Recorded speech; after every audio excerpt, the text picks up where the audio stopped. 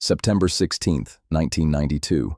London, the Bank of England headquarters. A trader named George Soros holds a position worth $10 billion against the British pound. He believes the currency cannot survive the day. 3 years earlier, Britain had joined the exchange rate mechanism, a system meant to lock European currencies within a narrow band. The pound was pegged near 2.95 Deutschmarks, with a floor it could not cross. By 1992, that floor had become a trap. Britain's inflation ran high while its economy weakened, but the peg forced interest rates to stay artificially high just to defend the currency. Traders across the city began to notice the strain. Soros, running his quantum fund from an office in New York, studied the numbers for months. He concluded the pound was priced far above what the British economy could support. Then, in the summer of 1992, he started building a position. He borrowed pounds. He sold them for Deutschmarks. Billions moved through the trade, quietly, in stages, so the scale would not tip off the market too soon. By early September, tension was building across Europe. Germany's Bundesbank had raised its own rates to control inflation after reunification, which meant every currency pegged to the mark came under pressure. Sweden defended its krona with an interest rate near 500% briefly, and still nearly broke. Italy's lira was already sliding out of the system. Britain insisted the pound would hold. On September 15th, newspapers ran quiet reassurances from the Treasury. Behind closed doors, the Bank of England was already spending reserves to prop up the currency, buying pounds as fast as it could. That evening, rumors spread that a run was building. By morning on September 16th, the selling had begun in earnest.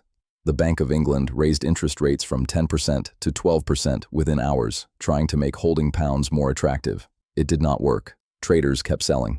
By early afternoon, the bank announced a second increase from 12 to 15%, an emergency move meant to signal resolve.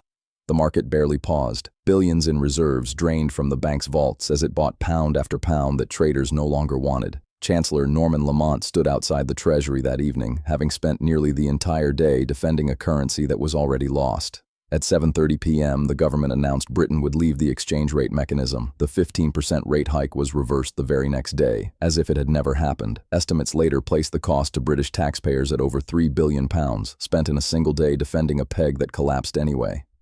Soros, on the other side of the trade, walked away with a profit near $1 billion. Newspapers began calling him the man who broke the Bank of England. He never denied it. He said he was simply testing whether a currency was priced correctly, and the market agreed with him.